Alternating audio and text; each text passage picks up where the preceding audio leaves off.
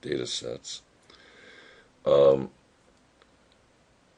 is a stem plot's not really better for large data sets, because as soon as it gets very big, then it becomes a real pain, and how are you going to put it all on there? 3 displays the actual data. It definitely does that. So the answer is it reveals the shape of the data better than the box plot does, and it displays the actual data. With the box plot, you don't necessarily get the shape. The box plot certainly doesn't show gaps. So you get the shape and you get the actual data, but it's not better for large data sets. Actually, for box plot would be better for large data sets. What is true of the data whose distribution is drawn? Skewed to the right? True. Mean is smaller than the median? False. The mean is pulled in the direction of the tail, so the mean would be bigger than the median since it's skewed to the right. We should summarize with mean and standard deviation. False. It's skewed. We only use the mean and standard deviation with symmetrical bell-shaped distributions. So the answer is 1 only. 6 is A. 7, the standard deviation. Okay, you got 100 dots. Now, if you count the middle 68, the middle 68 are going to cover one standard deviation to the left and one to the right. And so if you start counting, you start in the middle, you got 10, you go to the left, you got 9, to the right, you got 7, to the left, you get 6, to the right, you got 6. So here's 10, 9, the next one is 6, and then 7, and then 5. You go to the other way, 7, 6, 5, 6. Those add up, well, a little bit less than 68. But you take that number and divide it by 2, and you're going to get 12.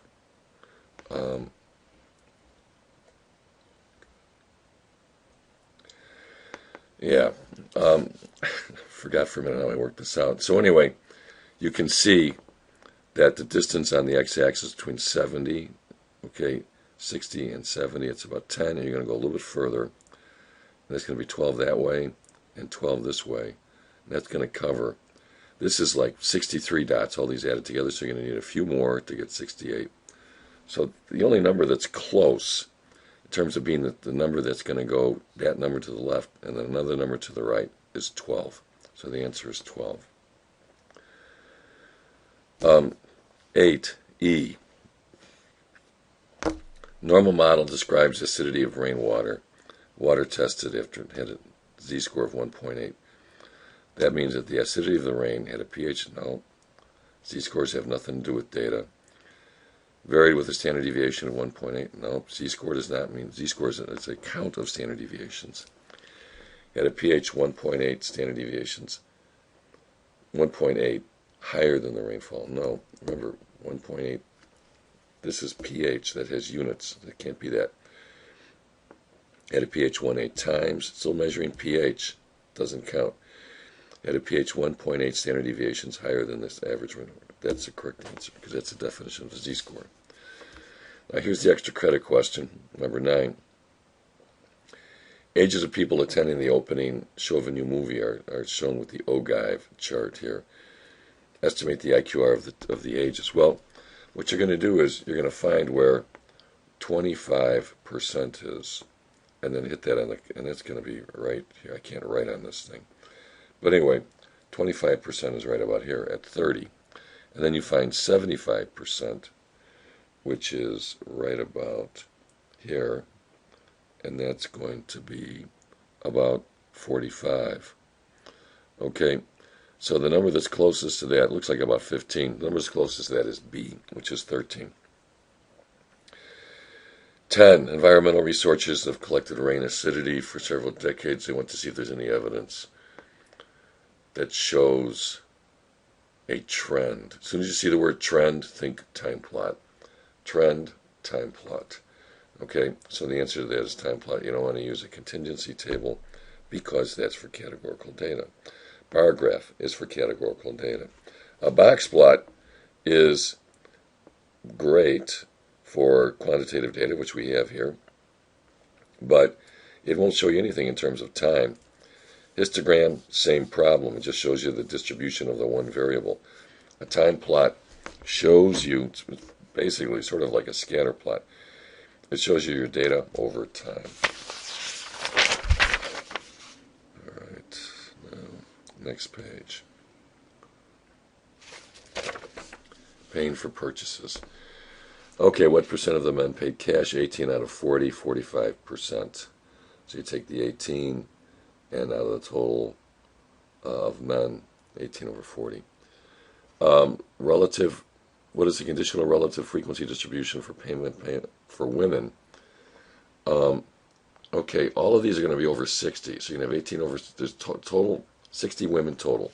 So you're going to do 18 over 60, 12 over 60, and 30 over 60 to get your percentages. If you wanted to show association between gender and method of payment visually, what would you make? Now you got two variables. So either you got to do side-by-side bars or side-by-side pie charts, or you got to do a segmented bar chart.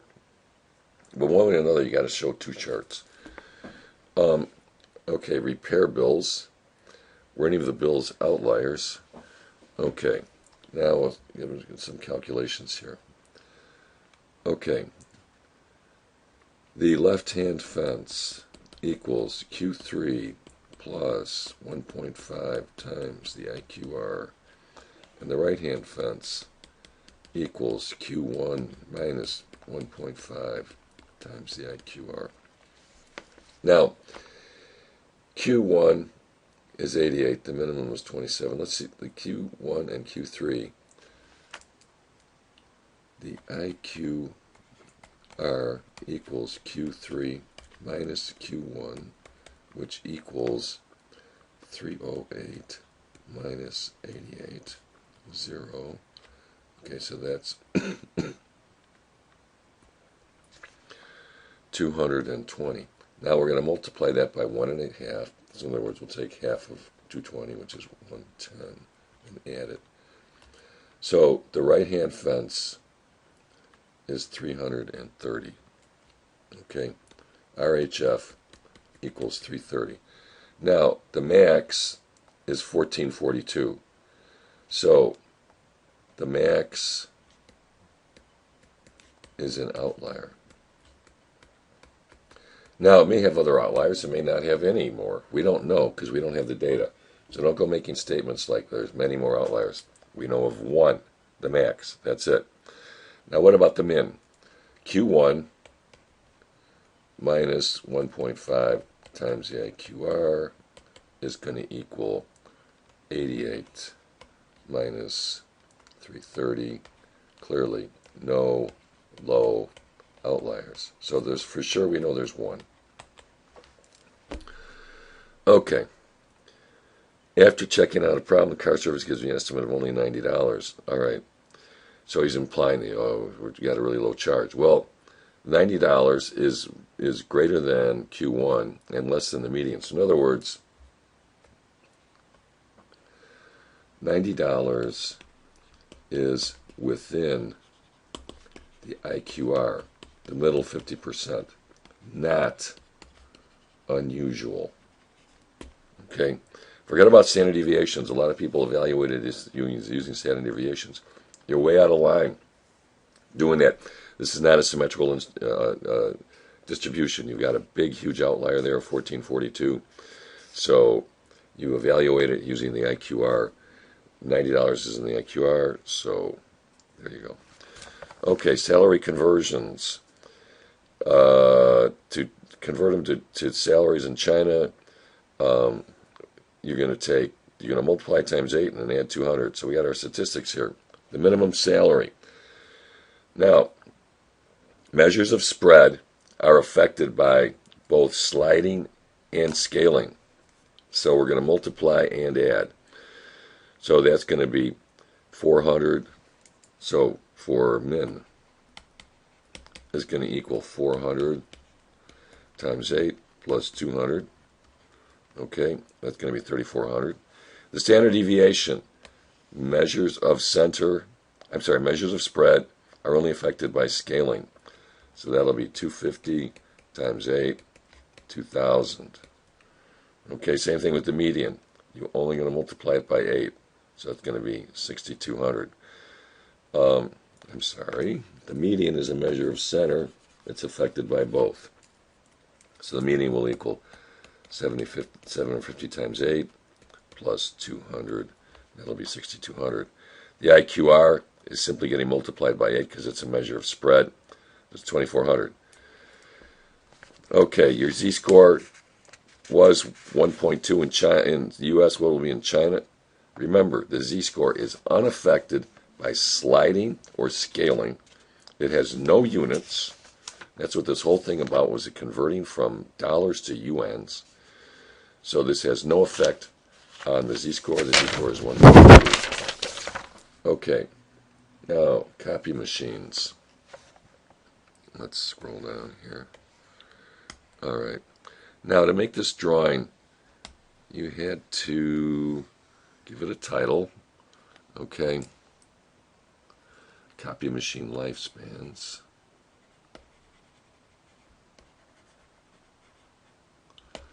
Okay, and then you had it show 3 standard deviations. Well, you guys are you're hung up on with the quartiles, but when you're asked to draw a normal model, forget about the quartiles. Okay, now you're going to show the standard deviations: 1 sigma, 2 sigmas, 3 sigmas, -1, -2 sigmas, -3 sigmas, and then label them with the data. 42 on the x-axis, 49, 56, 63, 35, 28, 21, and then the percentage is 34, 4, 13 and a half. And this is months. 13 and a half, 2.35.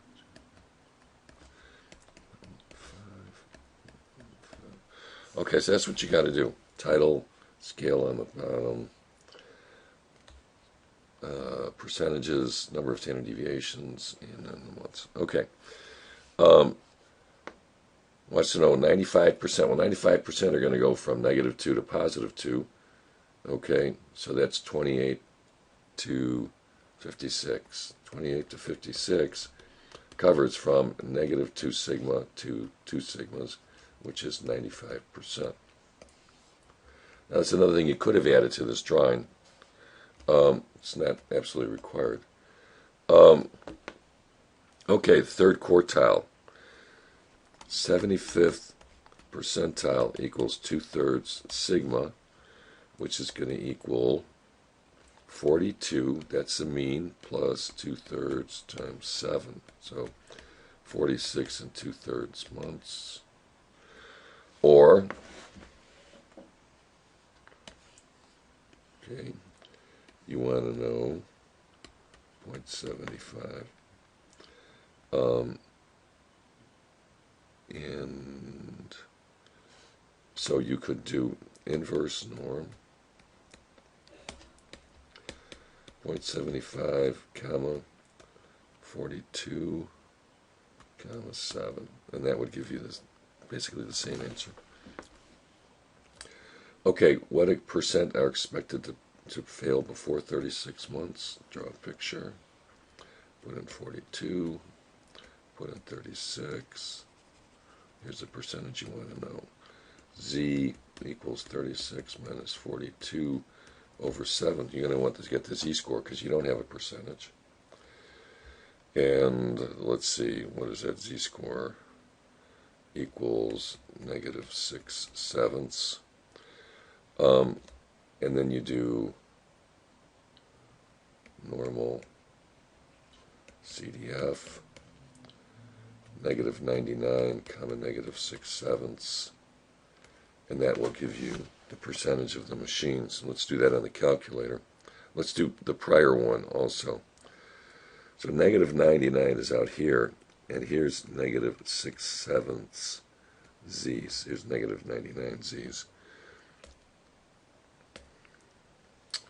Let me clear this out, drag this over. Okay, so we'll do this one first. Second, vars normal CDF to negative 99, comma, negative 6/7. Okay, so about 20%, 19.6% or whatever. Okay, and let's just do that previous calculation here. Second vars inverse norm. Since we want the actual data, then we're going to put in 0.75, and we'll put in the mean. Oops, we'll put in the mean and the standard deviation to get the actual data element to save us having to do an extra step. Okay, and there's 46.7, slightly off. That's fine. Briefly explain what this means. Okay, change in standard deviation means that the machine is going to have to work better. The machine will have less variation, which means it's going to have to be more accurate. So that's the main idea. And when you're asked what the standard deviation means in this context, you got to talk about the context, which means talking about the machine and how it behaves. So that's the main thing there.